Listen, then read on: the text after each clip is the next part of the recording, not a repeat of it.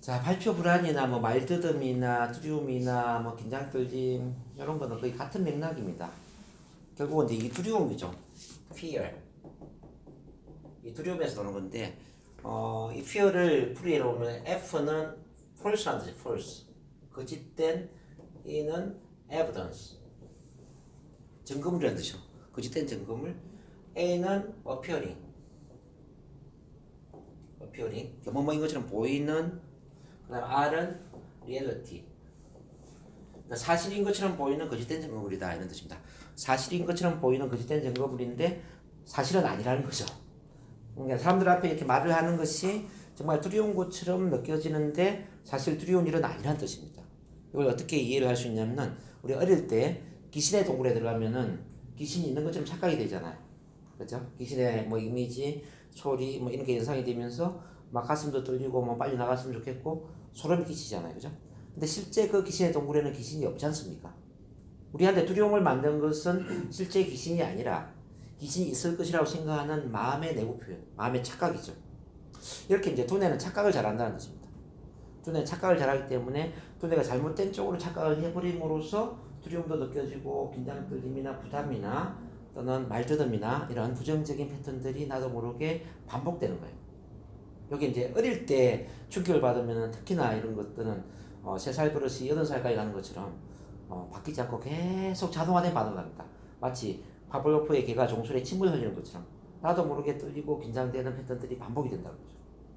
그래서 이제 이 두려움은 이렇게 사실인 것처럼 보이는 거짓된 증거물이지만 사실이 아니라는 것. 이 사실인 것처럼 착각을 하고 있는 마음 상태에서 노는 거기 때문에 이 마음의 착각을 바로 잡아줌으로써 두려움은 당연히 없어질 수가 있는 거죠. 그래서 우리가 과거의 사건이나 경험을 바꿀 수는 없지만 그 부정적인 과거의 사건에 대한 또는 경험에 대한 그 마음의 상상 구조를 변화를 준다면 긍정적으로 변화를 준다면 두려움도 자연스럽게 없어집니다. 그럼 이 두려움은 왜 생기느냐를 봐야 됩니다. 자, 이 원인을 이제 본다면은 이제 크게는 3가지가 되는데 첫 번째는 이제 가정 환경이에요. 가정 환경이 이제 억압. 억압에 보면 이제 큰 소리, 또 금지시하는 말, 뭐 신체 체벌. 자, 이런 것들이 이제 우리한테 억압을 가중시킵니다. 그러니까 특히 아버지가 술 마시고 뭐 하지 마! 이렇게 엇박지른 소리를 하잖아요. 그럼 이제 어린 나이는 막 가슴을 철렁 내려앉고 기가 죽고 주눅이 들 수가 있어요.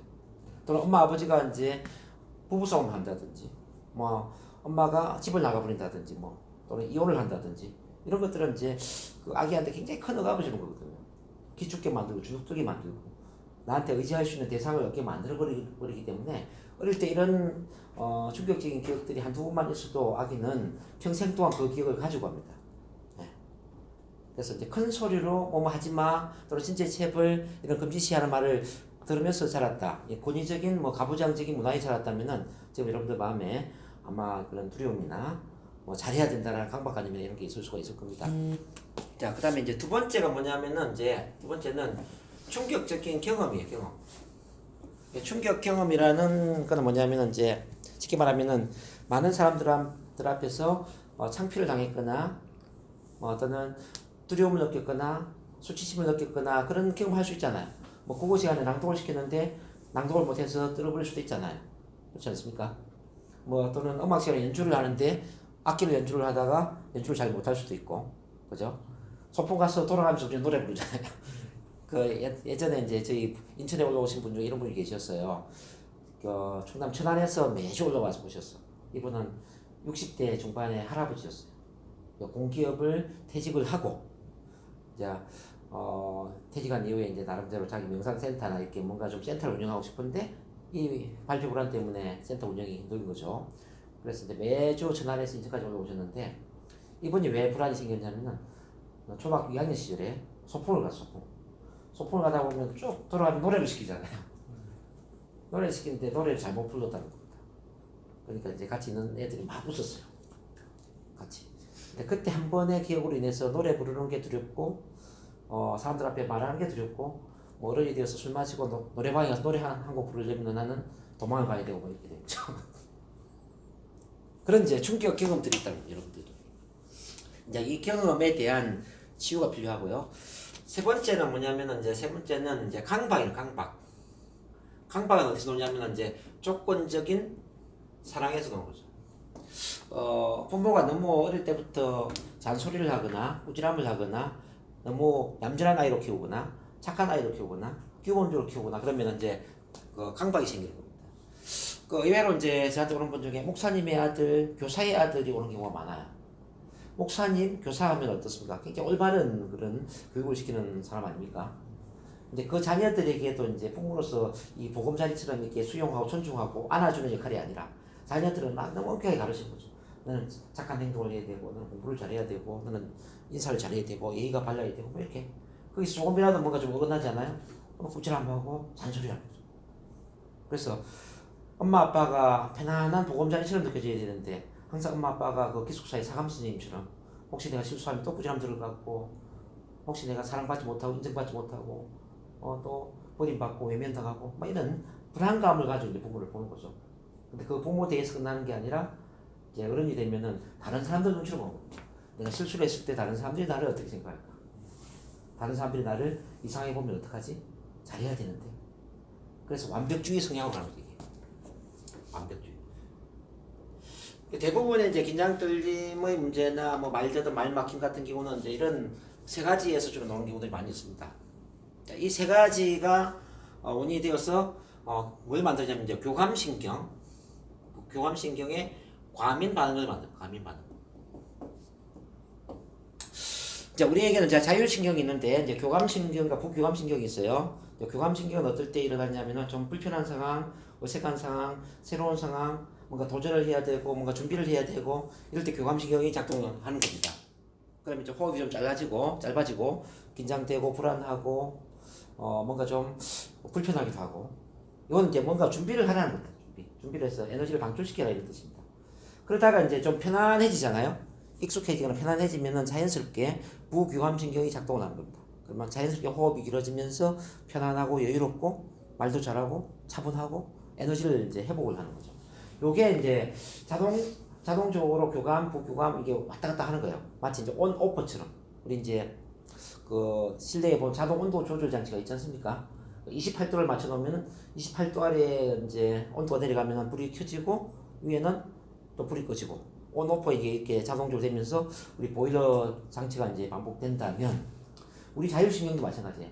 새로운 환경은 온, 뭐 편안한 환경은 오프, 온 오프 이게 계속 반복되면서 가는데 문제는 편안한 환경에도 계속 교감신경계에 불이 켜지는 거예요. 편안한 환경인데도 긴장되고 떨리고 불안하고 편안한데도 막 두려움을 느끼고 식은땀이 나고 긴장이 되고 이건 좀 잘못된 거죠. 마치 보일러 조절 장치가 고장이 난 것처럼 우리 자율신경이 고장이 났단 말이에요. 여러분들은 지금 보면 이렇게 교감신경이 고장이 난 이제 과민 반응을 하고 있다 이렇게 보시면 돼요. 보통 사람들은 신경 쓸 것도 아닌데 신경을 쓴다든지 보통 사람들은 긴장되지도 않는 그 환경에서 긴장을 한단 말이에요. 말저럼도 그렇고 말 막힘도 그렇고 불안, 긴장, 떨림, 두려움 다 마찬가지예요. 그래서 이제 그럼 과민 반응의 원인이 뭔가 이걸 이제 생각을 해봐야 되겠죠. 이 원인에 해당되는 요걸 그 체면이나 NLP를 가지고 치료를 해야 되고 이 치료를 하는 게 이제 1단계지만 또 두 번째는 한번 충격을 받으면 계속 충격받은 패턴을 계속 반복을 하는 경향이 있거든요. 습관적인 반응이 있다고 습관. 두 번째는 이제 습관 바꾸기를 해야 돼. 패턴을 깨트리기를 해야 된다. 이거는 이제 반복적인 훈련을 해야 된다는 뜻이죠. 예를 들어서 이제 우리 김천수 선생님 같은 경우도 보면은 이제 교감신경 과민 반응이 말이 막히는 부분들이 있었단 말이에요. 여기 이제 어떤 과거의 사건이 있었어요. 그럼 이건 치료를 해야 되고 그걸로 인해서 계속 습관적으로 말이 막히는 부분들이 반복된 거죠. 이거는 이제 신체적인 패턴이기 때문에 또 훈련을 통해서 패턴을 바꿀 필요가 있다는 거죠. 이해되시나요? 이 두 가지에서 이게 같이 이루어져야 된다. 그럼 이제 전체 원인까지 쭉 보셨는데 이걸 어떻게 극복할 것인가가 중요합니다. 자, 극복할 것인가? 자, 첫 번째는 저희는 이제 4단계로 훈련을 하는데요. 4단계.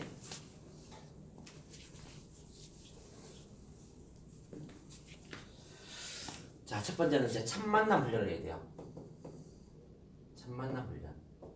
자, 첫 만남이 뭐냐면은 첫 만남은 실수를 해도 괜찮은 환경을 첫 만남이라고 그래요. 평가 판단 없이 있는 그대로 수용해주고 존중해주고 나의 모든 것을 있는 그대로 받아주는 환경. 여기 이제 3만남. 우리가 두려워하는 것은 뭐냐면은 내가 실수를 했을 때 남들이 나를 어떻게 생각할 것인가? 내가 긴장하고 떨고 말이 막히는 것을 남들이 알았을 때 나를 얼마나 하찮은 사람으로 볼까?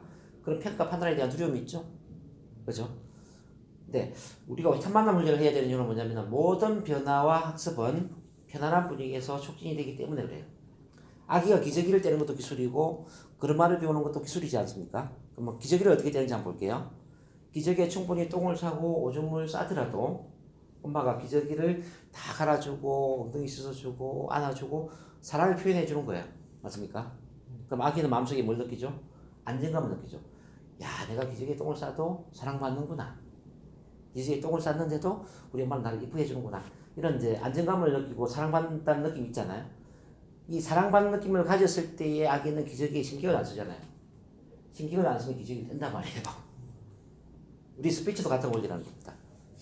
자, 사람들 앞에서 긴장하고 떨고 말이 막히고 또는 말을 더듬을 수도 있고 뭐 식은땀이 날 수도 있고 이렇게 분명히 나는 부정적인 패턴을 보여줬는데도 불구하고 이 부정적인 모든 패턴들을 앉아있는 우리 모든 선생님들이 다 받아줄 거예요. 자, 수용해주고 공감해주고 평가 판단 없이 예. 기저귀 갈아주는 엄마처럼. 그러면 우리는 안정감 느끼겠죠? 그래서 마음속에 뭘 생각하냐면 긴장해도 괜찮구나. 자, 긴장해도 괜찮구나. 시작. 긴장해도 괜찮구나. 떨어도 괜찮구나. 떨어도 괜찮구나. 말이 막혀도 괜찮구나. 말이 막혀도 괜찮구나. 요걸 그 의식 차원에서가 아니라 잠재의식 차원에서 느끼게 된다는 겁니다. 잠재의식 차원에서 긴장해도 괜찮아, 떨어도 괜찮아, 실수해도 괜찮아.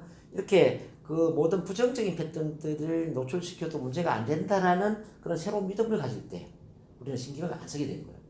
신경을 안 쓰게 되면은 신경을 안 쓰는 것이 없어지는 거예요. 이게 심리적인 게 참 희한한 게 뭐냐면요. 신경을 쓰는 것이 커지고 신경을 안 쓰는 건 없어져요. 자, 여러분들 그 딸꾹질 있지 않습니까? 딸꾹질 없애려면 어떻게 해야 됩니까? 딸꾹질을 멈춰야지 이렇게 하면 멈춰집니까? 이게 멈춰지지 않아요. 딸꾹질을 멈추려고 하지 말고 딸꾹질보다는 텔레비전에 뭐 개그 프로를 본다든지 예? 옆에 가족들과 재밌는 이야기를 한다든지 또는 맛있는 걸 먹는다든지 그렇게 하다 보면 딸꾹질은 없어지잖아요. 그러니까 신경 안 쓰면 없어지는 거잖아요. 맞습니까? 자, 신경 안 쓰면 없어진다. 시작. 신경 안 쓰면 없어진다. 그러니까 이제 긴장, 떨림, 불안, 뭐 말더듬, 말 막힘 이것도 신경을 안 쓰면 없어진다는 거죠. 근데 이렇게 신경을 안 써야 되는데 우리는 왜 신경을 쓸까? 바로 강박. 어릴 때부터 계속 조건적인 사랑을 받았기 때문에 완벽해야만 사랑받는다라는 그런 조건적인 사랑이 길들여져 있는 거예요. 그래서 내가 잘하지 않으면 사람들한테 사랑받지 못할 거라는 그 위기의식, 불안감이 있기 때문에 계속 실수하는 것에 신경을 쓰고 긴장하고 떠는 것에 신경을 쓰더라는 거죠. 그래서 이제 우리가 변화를 가려면은 신경을 안 쓰는 그 환경을 만들어야 돼요.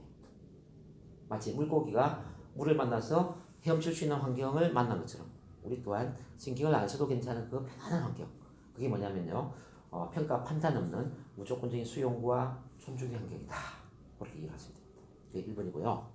두 번째 참 만남 환경은 뭐냐면은 자, 공감적 이해. 따라서 공감적 이해. 시작. 공감적 이해. 공감적 이해라는 건 뭐냐면은 이제 이 우리 칼 로저스의 심리학에서 나온 건데 내 마음을 알아주는 사람을 만난다 이겁니다. 자, 우리 심리 치료를 해보면요, 내 마음을 100% 알아주는 사람만 만나더라도 심리 문제의 90%는 해결이 되더라. 내가 긴장이나 불안이나 두려움 때문에 막 내가 가슴앓이 하고 힘들어할 때 내 이 긴장, 떨림, 불안에 대해서 완전히 내 편이 되어서 나를 알아주는 사람을 만나는 거예요. 네. 내 마음을 공감해주는 사람을 만나는 거예요. 그 사람을 만나는 것만 가지고도 90% 마음의 치유가 되더라고요. 결국 우리는 우리 문제를 알아주는 사람을 만나지 못함으로써 문제를 숨기게 되고 문제에 집착을 하게 됐다. 이렇게 보실 수 있는 거죠. 그래서 이제 이 환경의 두 번째는 뭐냐면은 서로 문제를 알아주고 마음을 공감해주고 편들어주고 지지해주고 네? 서로 모든 마음의 에너지를 하나로 만들어주는 가족적인 분위기를 만든다. 그리고 세 번째는 뭐냐면 이제 바로 이제 있는 그대로 자아를 개방하는 이제 그런 환경이 되어야 되는데, 있는 그대로 자아를 개방한다는 이야기는 좋은 것만 보여주지 말고 나의 부족한 점을 보여줘야 된다는 거죠. 자, 우리를 보면 오리를 본다면은 그 물 위에 그 해물 잘 치는 아름다운 오리도 있을 것이고 물 아래에 감춰진 오리도 있지 않겠습니까? 오리 전체를 보려면은 물 위에 그 화려한 오리 모습만 보는 게 아니고 자, 물 아래에서 물갈퀴로 아주 막 이렇게 헤엄치는 이 모습도 같이 봐야 그 진정한 오리를 볼 수 있지 않겠습니까? 그렇지 않아요? 그러면 진정한 나를 보여주기 위해서는 이 물 위에 보여주는 외면적인 그런 화려한 모습만 보여주는 게 아니라 그 내면적인 어떤 힘든 모습, 상처받은 모습, 뭐 두려움, 긴장, 끌림, 불안 이런 모습들도 이제 같이 보여줄 수 있을 때 진정한 내가 되는 거거든요. 이제 우리를 사실 보면 이렇게 진아라는 게 있고 가아라는 게 있어요. 진아는 있는 그대로 나의 모습을 진아라고 그러고 이 가아는 포장을 하고 자 이미지 관리를 하는 그 모습을 가아라고 이야기하는 겁니다. 이해되시나요? 근데 인간이 편안해지려면은 포장을 하고 이미지를 관리를 한 이 가의 모습을 보여주면 계속 불안할 수밖에 없어요. 이건 이제 불안감을 주는 거죠, 불안. 근데 이제 진화를 있는 그대로 개방한다고 생각해요, 진화. 그러면은 이거는 편안해진다는 거죠. 이제 가장 편안한 상태는 있는 그대로 진화를 보여줄 수 있는 상태가 되어야 된다. 그러니까 여러분들이 지금 불안이나 긴장 떨림 있다는 이야기는 있는 그대로 나를 보여줄 수 있는 환경을 만나지 못했거나 그런 대상을 만나지 못함으로써 계속 가를 연출했다는 거죠. 이미지 관리를 하고 포장을 하고 뭔가 좋은 모습만 보여주면서 사람들한테 인정받으려고 하고. 응? 자, 왜 그러면 이렇게 됐냐면은 여러분들이 마음 안에 상처가 있기 때문에 그래요. 어릴 때 상처가 있기 때문에 두 번 다시 상처를 받고 싶지 않는, 그러니까 나를 보호하고자 하는 자기 보호 본능일 수도 있고요. 심리학 용어로서는 방어기제, 방어기제라고 얘기합니다. 나를 방어하고자 하는 그 마음.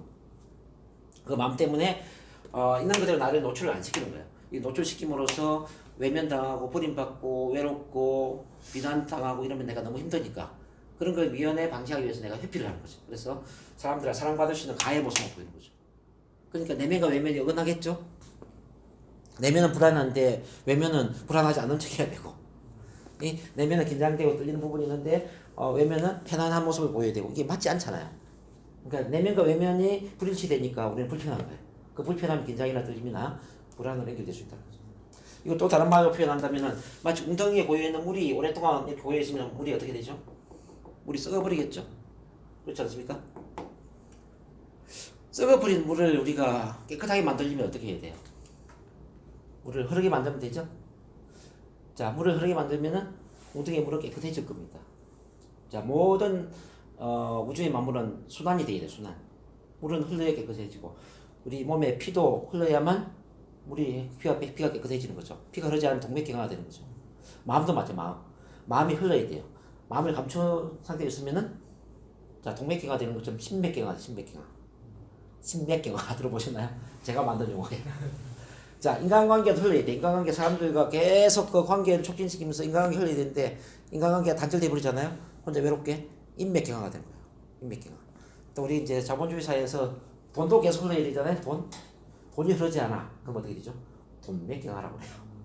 인간이 힘든 이유가 뭐냐면은 신체적으로는 자 이렇게 동맥경화, 사회적으로는 돈이 안 흘러서 돈맥경화, 인간관계에서 인맥경화, 이 마음을 감추기 때문에 심맥경화 이렇게 네 가지의 경화 때문에 병이 생기고 힘이 들더라는 거죠. 그래서 이제 웅덩이에 물을 흐르게 만들어 깨끗하게 하는 것처럼 우리 마음도 흐르게 만드는데 요걸 이제 흐르게 하는 요걸 뭐라고 하느냐? 개방이에요, 개방. 자아 개방. 자, 여러분들은 지금부터 이제 자아 개방을 하셔야 돼요. 자, 힘들면 힘들다라고 이야기를 하셔야 되고요. 과거에 내가 말을 더듬는 어떤 과거의 경험이 있었다면 그 경험을 이야기를 하셔야 되고. 자, 내 꿈이 있으면 꿈도 이야기를 하셔야 돼요. 자, 비전 이야기 하셔야 돼요. 뭐 하고 있는 일, 나를 있는 그대로 이제 100%를 한번 오픈을 해보시라는 거죠. 인간은 있잖아요. 나를 100% 오픈했을 때 그 100%를 받아줄 수 있는 사람을 만나기 이전에는 다시 얘기합니다. 나를 100% 오픈을 했을 때 나의 100%를 받아주는 그 사람을 만나기 이전에는 언제나 나로 존재할 수 없다. 예, 이게 아주 중요한 이야기입니다. 언제나 나로 존재할 수 없다. 무슨 이야기냐? 남의 눈치를 봐야 되고 기죽고 주눅들고 소심한 행동을 해야 된다는 거죠. 그러니까 언제나 나를 존재하기 위해서는 100% 나를 오픈을 했을 때 나의 100을 받아주는 누군가를 만나야 된다 이 말이죠. 자, 그럼 세 분 한번 약속 한번 해보시겠습니까? 여러분들이 어떤 모습을 보여주든지 간에 100% 받아줄 수 있습니까? 예. 받아주시겠습니까? 예. 여러분 또한 100%다 오픈할 수 있죠. 그러면 여러분들 세 분이 서로의 심리치료사가 될 수 있는 거죠. 저는 이 환경을 만들어 드리는 것만 가지고도 여러분들이 스스로 치료할 수 있는 환경을 제가 도와드리는 겁니다. 이게 바로 첫 만남이라는 거죠. 그런 점에서 가장 큰 치유제는 바로 사람이라는 거죠. 나를 받아주고 사랑해주고 인정해주고 존중해주고 표현할 수 있는 그 사람을 만나는 것만 가지고도 이렇게 사람 자체가 바로 치유자가 됩니다. 반대로 나를 거부하고 나를 비난하고 비판하고 부정적인 평가를 하고 부정적인 판단 상처를 주는 사람 만나잖아요. 그러면은 사람 자체가 독이 되고 상처를 주는 가시와 같은 존재가 되는 거죠. 우리는 그래서 이제 사랑과 이제 치유를 하는 그 환경을 만들어야 되는데 그게 바로 참 만남이다. 이렇게 이해를 하시면 되겠습니다. 이해됐죠? 자, 그다음 두 번째 여러분들이 해야 될 게 뭐냐면요. 두 번째는 지금부터 이제 심리 치료를 해야 되는데 심리 치료. 이건 이제 체면과 NLP를 결합을 하는 겁니다. 체면과 NLP. 아까 체면은 제가 잠깐 테스트 해봤죠? 눈을 뜨기 뭐 힘들고 팔대리 힘들고 이제 선생님 같은 경우는 지금 체면 감수성이 굉장히 뛰어나요. 뛰어나간 이야기는 치료가 굉장히 잘 될 수 있는 사람이라는 뜻입니다. 체면은 제가 치료를 해보면은 한 3분의 1 정도는 아주 감수성이 뛰어나고 선생님은 3분의 1에 속하는 분이에요. 3분의 1 정도는 중간 정도의 감수성을 갖고 있고 또 3분의 1은 감수성이 약해요.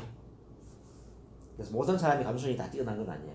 근데 여기 세 분은 다 감수성이 다 뛰어나요. 지금 참 운이 좋게도 제가 창원에 내려와서 이제 치료 작업을 해보니까 우리 홍예린 선생님도 감수성이 뛰어나고 김준수 선생님, 강명훈 선생님도 이름 좀 적어놓을게요.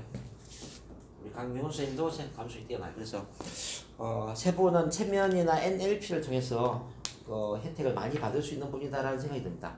일반 스피치 훈련도 중요하지만 체면 NLP와 같은 이 상상 기법, 마음의 훈련법을 통해서 굉장히 많은 도움을 받을 수 있지 않을까 그런 생각이 듭니다. 그럼 체면은 뭐냐? 자, 이 체면이라는 것은 뭐 TBS 보면 뭐 정신도 없는 것 같고 뭐 체면 사이에 의해서 막 조종당하고 뭐 이렇게 좀 부정적인 느낌이 들 수도 있을 겁니다. 근데 그런 건 TV에서 쇼를 위해서 뭐 시청자들한테 흥미를 유발하기 위해서 이제 좀 그 체면의 드라마틱한 모습을 보여주고 있는 거고요. 근데 실제 체면은 그런 건 아니에요. 자, 우리 치료를 하는 데 있어 체면은 그렇게 굳이 드라마틱한 체면까지 들어갈 필요도 없어요. 체면은 그냥 편안해진다 이거. 자, 편안해진다. 편안해진다. 한 가지에 집중한다. 한 가지에 집중한다. 자, 뭔가 마음이 편안한 상태가 되면서 한 가지에 생각이 집중한 상태가 되면은 체면에 들어가는 거예요. 그럼 여러분들은 그 두 가지를 경험한 적이 아주 많이 있을 겁니다. 자, 좋아하는 사람과 대화할 때 편안하지 않습니까? 좋아하는 사람, 가족들, 친구들 편안하지 않아요? 그 좋아하는 사람이 내한테 어떤 말을 할 때 집중할 수 있죠. 그게 바로 체면 상태예요. 이렇게 이제 좋아하는 사람과 대화할 때도 체면에 들어갔고요. 또 보면은 우리가 좋아하는 TV 드라마나 또는 뭐 좋아하는 영화를 볼 때 편안한 그 영화관 의자에 앉았어, 그죠? 그러면서 그 앞에 스크린 속에 있는 내용에 집중하지 않습니까? 이것도 체면 상태죠. 그리고 이제 운전을 할 때 물론 초보 운전자는 긴장하면서 운전하겠지만은 운전을 오랫동안 많이 하신 우리 두 분 같은 경우에 한 5년, 10년을 운전했다 그러면은 핸들 잡고 편안하게 운전하잖아요. 그게 굳이 신경 안 쓰잖아요. 편안하게 앞을 보면서 그냥 간단 말이에요. 이것도 하나의 체면이죠. 뭐 그리고 이제 우리 공원에 놀러 가서 뭐 하늘을 멍 때리고 있는 것, 이 멍한 상태. 이것도 체면이고. 그래서 체면은 일상적으로 이렇게 참 많이 경험을 합니다. 우리가 치료를 할 때는 그런 일상적인 트랜스를 활용한다 이거죠. 뭐 아침에 일어났을 때 5분만 더 잤으면 좋겠다. 이것도 체면이에요. 5분만. 눈 뜨기 싫다. 일어나기 싫다. 조금만 더 누워 있었으면 좋겠어. 조금만 더 눈 감고 있었으면 좋겠어. 이게 다 체면이라고. 그런 편안한 트랜스 속에 과거의 기억을 머리에 떠올리는 겁니다. 자, 그 기억의 구조를 NLP 기법을 써서 자, VAKOG 오감이라는 기법을 활용해서 치료를 하는 겁니다. 오감이라는 것은 시각적으로 이미지를 연상을 시키고 청각적으로 소리를 듣게 하고 신체 감각적으로 어떤 느낌을 유발시키면서 부정적인 느낌은 없애는 쪽으로 상상을 시키는 겁니다. 긍정적인 느낌은 살려주는 쪽으로 상상을 시키는 겁니다. 자, 느낌을 강하게 하는 것을 연합, 느낌을 약하게 하는 것을 분리라고 이야기하죠. 이런 연합과 분리 기법을 이제 쓰는 거죠. 첫 번째로. 좋은 것은 연합하면 참 좋겠죠. 좋았던 기분을 연합시키면 자신감도 생기고 기분이 좋아지지 않겠습니까? 나쁜 것은 분리를 시키면 좋겠죠. 분리를 시킨다는 것은 강건한 불구형하는 것처럼. 그렇죠? 이렇게 하고 이제 두 번째는 뭐냐면요. 관점을 바꾸죠. 관점. 자, 우리가 이제 과거를 생각할 때 과거를 꼭 부정적으로 바라봐요. 내가 그것 때문에 내가 희생을 당했고 그것 때문에 힘들고 이런 생각들을 많이 한다는 거죠. 근데 우리가 해석을 할 때 과거에 그 일이 그다지 나쁜 일이 아니구나. 과거에 그 일 덕분에 오히려 내가 도움을 받은 것도 많이 있고 내 미래가 더 나아질 수 있는 부분도 많이 있구나라고 생각을 해야 돼요. 과거에 그 일 덕분에. 그래서 때문에가 아니라 덕분에 사고를 해야 된다는 거죠. 자, 우리 선생님 같은 경우는 과거에 그 기억 때문에 예를 들어서 이제 말을 듣던 애를 따라하다 보니 문제가 된 거잖아요. 그 따라하는 그 일 때문에 내가 지금 말이 막히고 좀 힘들어 이렇게 생각할 수도 있지만 그 따라했던 그 덕분에 좋아진 것도 있단 말이에요. 앞으로 말을 조심해야 되겠구나. 언어 사용을 신중을 위해서 언어 사용법을 제대로 익혀야 되겠구나. 의식적으로 말하는 것을 좀 노력을 해서 좋은 쪽으로 사용을 해야 되겠구나. 긍정적 언어를 훈련해야 되겠구나. 뭐 이런 걸 생각하지 않습니까, 선생님? 네. 그럼 이제 긍정적 언어의 사용법이라든지 커뮤니케이션 기술, 스피치 기술을 훈련하는 데 있어서 또 마음의 결단을 내리고 터닝 포인트를 만든 것은 그때 그 일이 굉장히 도움이 될 수 있는 거잖아요. 그래서 그 덕분에 선생님은 앞으로 말도 굉장히 잘하는 사람이 될 수 있고 커뮤니케이션 소통의 전문가가 될 수도 있거든요. 남아있는 인생이 뭐 앞으로 한 50년 이상이 되지 않습니까? 지금까지 살아온 인생이 절반이라면 후반부 인생이 또 있기 때문에 이 후반부 인생을 말을 잘하고 소통을 잘하고 인간관계를 잘하는 그 리더형의 인생을 살 수 있는 터닝 포인트 기폭제를 만들었다면 그건 굉장히 감사한 일이죠. 그렇지 않습니까? 네. 그래서 과거의 그 일을 부정의 관점이 아니라 긍정의 관점으로 본다는 거죠. 자, 이건 아주 중요한 이야기인데 우리한테 일어난 어떤 사건이나 경험이나 우리를 둘러싸고 있는 이 상황들이 우리가 의미를 부여하기 전에는 절대 긍정도 없고 절대 부정도 없어요. 예, 내가 긍정의 의미를 부여하는 순간 긍정적인 일이 되는 것이고 부정적인 의미를 부여하는 순간 부정적인 일이 되는 거죠. 근데 내한테 유리한 것은 뭐냐면은 이왕이면은 긍정의 의미를 부여를 해야 된다. NLP는 바로 그런 겁니다. NLP는 과거의 사건 경험을 어떻게 상상하고 어떻게 바라볼 것인가, 어떻게 해석할 것인가에 대한 마음의 훈련법이다 이렇게 보시면 됩니다. 마치 이제 컴퓨터에 바이러스를 없애고, 자 백신 알약처럼 바이러스를 없애고 새로운 긍정의 프로그램을 깔아주는 것처럼 이 NLP 기법은 부정의 패턴을 깨트리고 긍정의 패턴을 새롭게 설정을 해주는 그런 긍정의 사고 전환법, 마음의 훈련법. 뭐 마음의 사용법 이렇게 볼 수가 있겠죠. 그래서 이 두 가지를 같이 훈련하다 보면은 굉장히 빠르게 긍정적인 쪽으로 바뀔 수가 있어요. 요 이해되시나요? 네. 그래서 이건 제가 치료가 될 때까지 계속 반복 치료를 해드리고 있기 때문에 참고로 말씀드리면 여기 있는 이제 평생 회원 시스템이고요. 여러분들 일단 한번 등록이 되면은 죽을 때까지 저랑 함께 가는 겁니다. 죽을 때까지. 여러분들이 저를 떠나지 않는 이상. 자, 저는 참고로 이제 이 창원에 NLP의 씨를 뿌리기 위해서 제가 내려왔거든요. NLP. 그래서 지금 이제 하길수 4년까지 보면은 4번째잖아요. 이게 4명이 모일 때까지 한 6개월이 걸렸어요. 처음에 눈덩이를 뭉칠 때는 시간이 오래 걸리지만 한번 눈덩이를 구르면은 이게 큰 눈사람이 되는 거는 시간이 오래 안 걸리죠. 그래서 아마 창원이 앞으로 계속 커질 겁니다. 왜냐면은 제가 요즘 마케팅을 많이 하고 있어요. 뭐 유튜브, 뭐 블로그 많이 보고 계세요? 그래서 아마 우리 선생님도 이제 그런 걸 보고 이제 오시겠지만 앞으로 더 많은 분들이 이제 오실 거라고 생각하고, 저는 일단 시작하면은 끝을 낼 때까지는 포기를 안 하는 그런 경향이 있습니다. 상당히 무식한 성격인데 한번 시작하면은 절대 포기를 하지 않습니다. 창원에 씨를 뿌리기 이전까지는 절대 포기를 안 한다라는 거죠. 그런 거는 걱정하지 말고 여러분들 꾸준히 오시면서 1차적으로 개인 문제를 해결을 하시고 2차적으로는 저는 여러분들이 코치이자 강사가 되기를 원해요. 자, 무슨 이야기냐면은 내 문제를 해결하기 위해서는 내 문제만 해결하려고 하잖아요. 그럼 내 문제를 해결하기 힘들어요. 근데 내 문제를 뛰어넘어서 나와 비슷한 문제를 갖고 있는 사람들을 도와주는 코치 역할을 하고 내가 리더가 되고 강사가 되겠다고 생각을 해보는 거예요. 내가 가르치는 사람이 되겠다고 생각을 해보는 겁니다. 도움을 주는 사람. 그러면 내 문제는 그냥 해결이 된다는 거죠. 이해되시나요? 이게 이제 이 세상 원리가 그래요. 내가 부자가 되려면 내가 혼자 돈을 막 벌려고 애를 쓰잖아요. 돈 못 벌어요. 근데 다른 사람이 부자가 될 수 있도록 도와주잖아요. 다른 사람이 돈을 많이 벌 수 있도록 도와주는 일을 하면 나는 그냥 부자가 되는 거죠. 행복도 같은 원리예요. 행복. 내가 행복해지려고 막 애를 쓰면 내가 행복해지는 그게 아니에요. 다른 사람이 행복해질 수 있도록 도와주는 일을 하면은 나는 그냥 행복해진다. 변화도 같은 원리입니다. 다른 사람들이 충분히 변화할 수 있도록 도와주는 변화 코치로서 변화 촉진자로서 역할을 하다 보면 나는 더 큰 변화를 할 수가 있는 겁니다.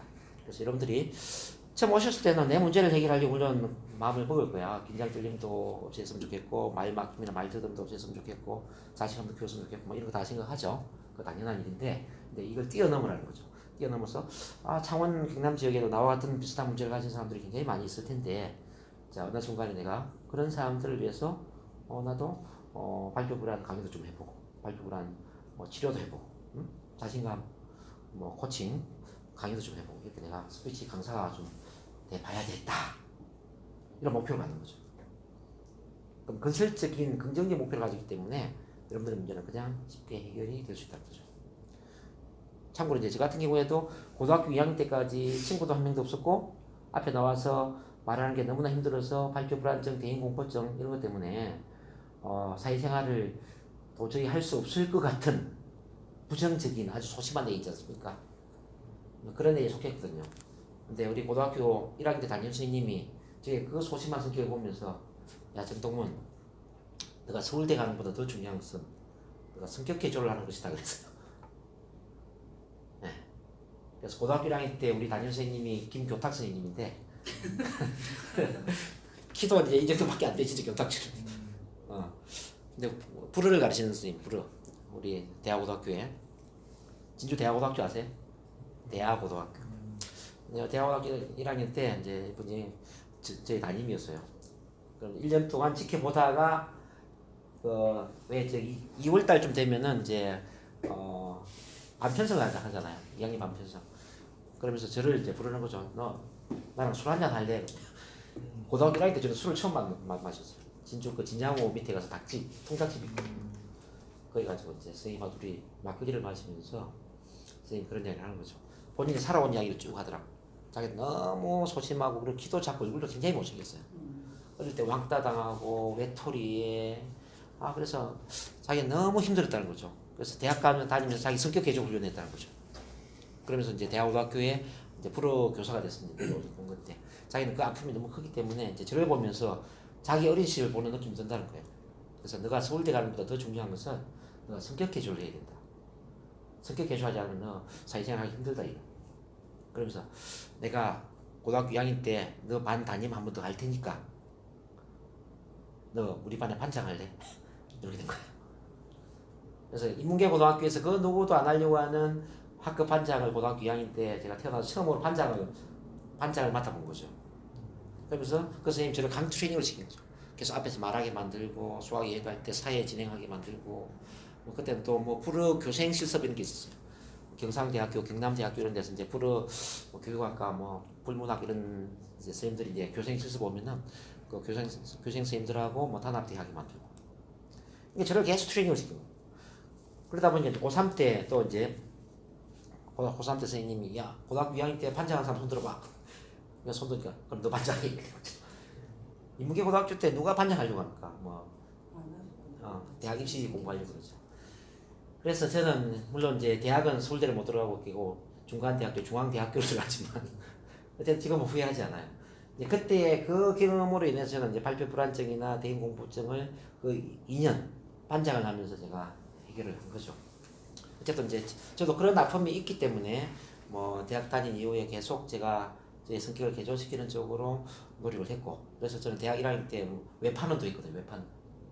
그러니까 이제 냉장고 악취 제거제를 파는 거 있잖아요. 서울에 신림동, 안암동, 사당동 이런 데 달동네를 찾아다니면서 이제 그런 외판원도 해보고 그러다가 제가 이제 고등학교 2학년 때 인연이 돼서 학원 강사가 된 거죠. 학원 영어 강사가 되고 그리고 졸업 이후에 저는 이제 학원 운영을 했어요. 보습학원 있죠. 보습학원을 이제 10년 동안 운영을 하고 그렇게 하다가 이제 이쪽으로 이제 스피치 계통을 빠진 건데 어쨌든 저는 지난 한 30년을 되돌아보면 제가 앉아서 이야기한 시간보다는 서서 이야기하는 시간이 훨씬 더 많거든요. 그게 고등학교 2학년 때 학급 반장을 한 걸로 인연이 되어서 저는 완전히 이렇게 이제 성격이 개조가 된 거예요. 근데 제가 어릴 때 성격이 어떤지를 지금 우리 애들 보면 알 수 있어요. 예. 이번에 이제 군대 간 아들이 둘째 아들인데 말을 거의 안 해.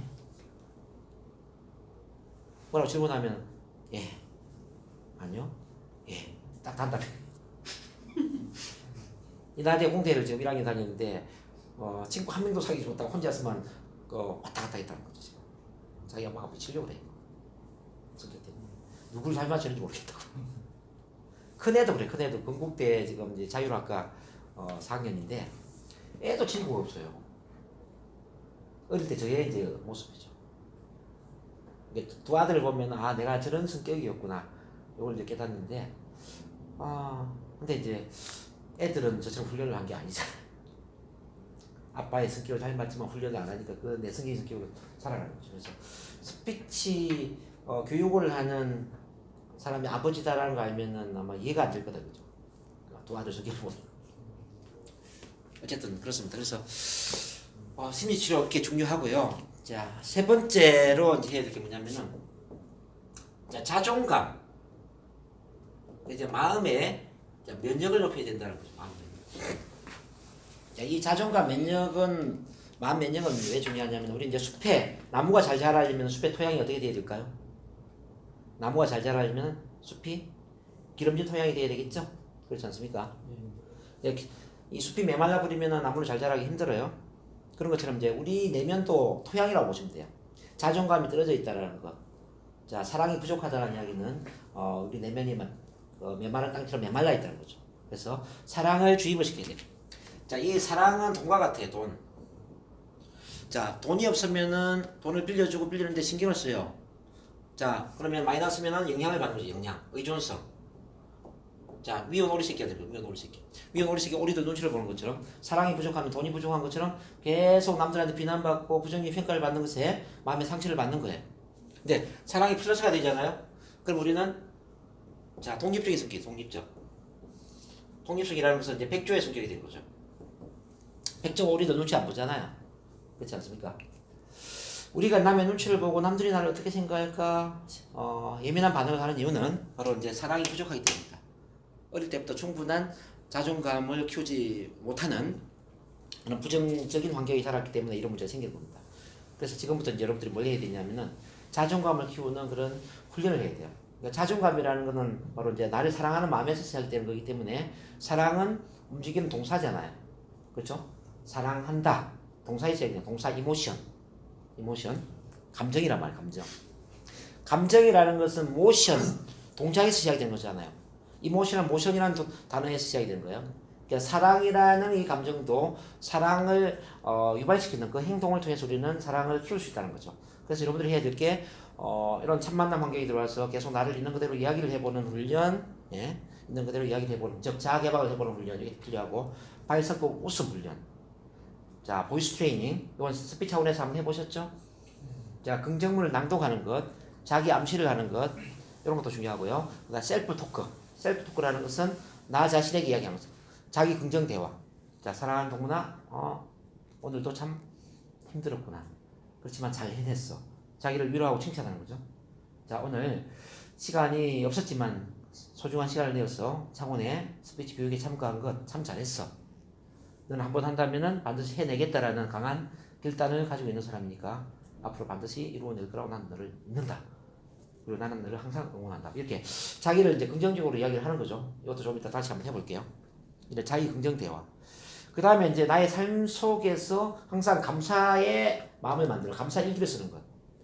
자, 우리가 살다 보면은 기억에 남는 여러 일들이 일어날 수 있잖아요. 뭐 교통사고 날 수도 있고, 직장에서 상사한테 싫은 소리를 들을 수도 있고, 뭐 영업하다 보면 고객들한테 거절을 당할 수도 있고, 뭐 이런 부정적인 일이 일어날 수도 있죠. 반면에 또 좋은 일이 일어날 수도 있겠고. 이 긍정과 부정 관계없이 모든 일들을 감사의 일로 바라봐야 된다는 거죠. 자, 예를 들어서 교통사고가 났어요. 오늘 자, 아침에 운전을 하다가 자, 옆에 차가 끼어드는 바람에 교통 접촉사고가 났습니다. 근데 이것도 참 감사한 일입니다. 앞으로는 나 개인의 운전뿐만 아니라 방어 운전도 더 많이 신경을 쓰는 계기가 될 것 같습니다. 자, 감기에 걸렸어.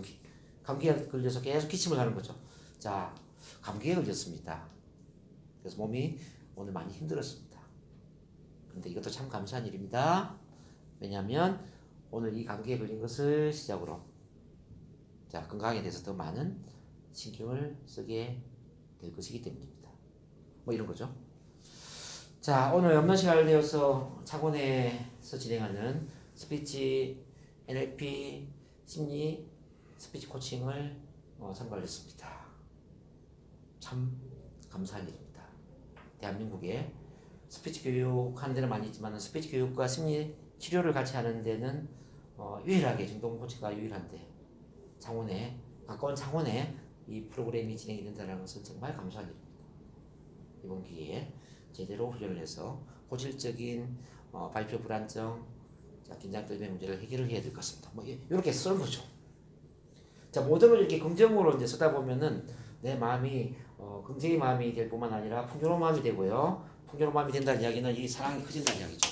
자존감이 높아지는 거죠. 그 다음에 이제 목표. 자, 목표를 세워서 이제 목표를 계속 이야기하는 훈련들 이런 게 참 중요하고 눈을 감고 그거 내가 원하는 모습을 체면 NLP를 통해서 시각화하고 이미지 트레이닝하는 이런 훈련들을 하셔야 돼요. 이렇게 해서 자존감을 키워라. 자, 그 외에 NLP 앵커링, 뭐 탁월성의 응원, 미래 맞추기, 다양한 기법들을 훈련하는 게 좋겠습니다. 네 번째가 뭐냐면은 이제 스피치, 커뮤니케이션 훈련을 해야 돼요.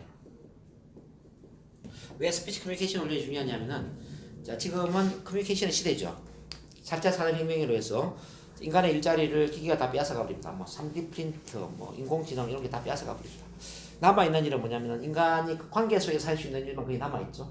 관계 속에서 중요한 건 뭡니까? 소통이잖아요. 자, 말하는 능력. 자, 설득시키는 능력. 자, 그래서 지금은 커뮤니케이션은 선택이 아니라 필수인 그런 시대가 되었다라는 생각이 들고요. 그럼 이걸 어떻게 해결할 것인가? 처음에는 오늘 제가 이야기한 건 이제 복습이 됩니다.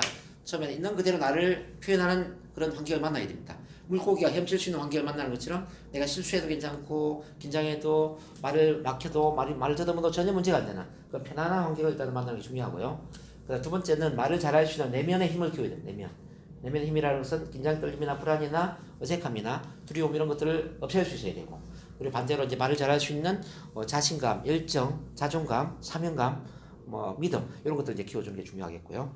그리고 이제 세 번째가 뭐냐면은 스피치 커뮤니케이션 기술을 훈련해야 되는 거죠. 이 스피치도 하나의 수학 공식처럼 공식화가 되어 있다는 거죠. 공식화. 그냥 말을 하는 게 아니라 공식에 맞춰서 말을 하다 보면 말을 굉장히 잘할 수 있다는 거죠. 좀 오프닝을 할 때 어떻게 해야 되고, 자 사람을 설득시키기 위해서 자 처음에는 결론부터 이야기하고. 결론에 대한 부연 설명을 하고 결론을 반복하면서 뭐 동기부여를 시키는 이런 이제 하나의 3단계 화법이라든지 또는 스토리텔링을 이야기하고 편안한 스토리텔링 그 스토리텔링의 어떤 교훈적인 결론을 이끌어내고 그 결론을 강조하면서 마지막에 동기부여를 시키면서 마무리하는 뭐 이런 기법들이 있거든요. 그런 기법들이 하나의 이제 수학 공식처럼 체계화되어 있는데 이런 것들을 이제 훈련을 할 필요가 있죠. 그리고 1대1 대화를 할 때도 마찬가지죠. 처음 사람 만났을 때 마음을 열게 마음 읽기를 하고 공감대를 만들고 충분히 마음이 열리면 그 사람한테 필요한 이야기를 해서 리딩, 설득을 시키는 그런 이제 기술들 그런 것들이 이제 거의 과학적으로 이제 정리가 되어 있다 보시면 됩니다. 그리고 또 중요한 건 이제 이런 언어의 수준이 높아지잖아요. 그러면은 자연스럽게 인간관계 수준이 높아질 수밖에 없어요. 말을 편안하게 잘하면은 내 주변에 말을 잘하는 사람들이 모이게 돼 있어요. 내가 말을 못하잖아요. 그럼 말 잘하는 사람들이 없어져요. 나랑 비슷한 언어 수준에 해당되는 사람들은 모인다는 거죠. 이해되시나요? 그래서 언어의 수준이 인간관계 수준을 결정하고 인간관계 수준이 우리 인생의 수준을 결정한다고 볼 수가 있죠. 그런 점에서 내가 손에 한 푼 돈이 없다 하더라도 내 언어 수준이 어느 정도 높잖아요. 그럼 나는 이 언어 수준에 맞는 합당한 인간관계를 구축하게 될 것이고 자, 이 인간관계 덕분에 나는 새로운 어떤 일을 시작할 수 있을 거예요. 그리고 뭐 어떤 연구를 해보더라도 그 성공의 85% 인간관계에서 온다는 이야기죠. 15%만 어떤 기술, 어떤 정보, 개인의 능력이라는 거죠. 그 행복의 지수도 마찬가지입니다. 행복의 지수도 자기 능력 곱하기 어떤 소통 능력의 제곱 뭐 이렇게 나옵니다. 그래서 결과적으로 이제 스피치 커뮤니케이션은 반드시 훈련을 해야 되는데 이제 이런 구조로 갈 필요가 있겠다. 자, 여기까지 제가 이제 전반적인 패턴을 좀 말씀드렸고요. 두 분은 많이 들었죠? 오늘 우리 강명훈 선생님 어떠세요? 혹시 이해 안 되는 거 있습니까? 이해 안 되는 거 네, 선생님 생각하는 부분하고 혹시 뭐 차이 나는 게 있나요? 아니 제가 오기 전에 이제 그 이제 강의하시는 걸 좀 봤거든요. 아, 그렇습니까? 네. 어. 좀 보고 이제 이렇게 봤거든요. 그럼 복습이 됐겠네, 선생님도. 네. 그런 뭐 강의하는 내용도 뭐 그런 비슷한 내용을 제가 많이 강의를 해놨어요. 유튜브에 가서 보시면 예, 유튜브하고 그다음에 저 블로그 저하고 블로그에도 그 글을 써놓은 게 있고. 네. 예. 그게 근데 거의 정설입니다. 지금 제가 이야기한 요게 그거는 책에서 나오는 것도 아니고 제가 17년간의 경험을 정리를 해놓은 거예요. 그러니까 이제 저 같은 사람이 한국에는 없다고 봐야 돼요. 왜냐면 저는 2001년도에 스피치 교육을 하면서 이제 스피치 학원은 냈는데 오는 사람들이 전부 말 잘하기 위해서 오는 사람보다는 어떤 사람이냐면요, 발표 불안증이나 긴장 떨림이나 이게 성격 해주러 온 사람들이 많이 있었거든요. 그래서 이제 그 사람들을 이 변화를 시키기 위해서는 단지 스피치 훈련만으로는 한계가 있다는 거죠. 그래서 소리 지르게 만들고 지하철에 나가서 지하철 스피치 시키고 행동 훈련을 시켰다는 거죠. 근데 행동 훈련도 한계가 있어. 그래서 그 다음에 뭐였냐면 이제 심리 치료를 한 겁니다. 그러니까 심리 치료를 하다 보니까 일반 또 심리 치료는 또 한계가 있고, 그래서 체면, NLP 이런 이제 무의식, 잠재의식을 변화시키는 그런 트랜스 치료에 관심을 갖게 되었고, 또 그 치료로도 또 이제 한계가 있는 게 뭐냐면 자존감을 키워주지 않으면 한계가 있는 거예요. 그래서 자존감을 키워주는 어떤 코칭, 성공학 이런 쪽에 또 관심을 갖게 되고, 그 마지막에 제가 첫 만남, 사람은 환경 속에서 변화된다는 거. 좋은 환경을 만들어주지 않으면은 치료도 일시적이고 훈련도 일시적이라는 겁니다. 그래서 이 첫 만남의 환경을 평생 회원으로 만들어야 되겠구나. 그렇게 해서 17년 동안 정리가 된 겁니다. 이거는 이제 제가 경험을 하면서 정리를 해놓은 거기 때문에 여러 심리학적인 원리가 녹아 있고요. 제 경험의 체험담이 녹아 있고, 뭐 임상 어떤 치료라든지 임상 뭐 어떤 훈련 이런 것들, 어떤 결과물들, 뭐 여러 가지가 다 녹아서 만들어진 거기 때문에 딴 데서 찾아볼 수가 없는 겁니다. 그야말로 정동문 변화 시스템이죠. 그렇게 이해를 하시면 됩니다. 이제는 좀 궁금한 건 중간에 또 질문하시고 잠깐 5분 쉬었다 할게요.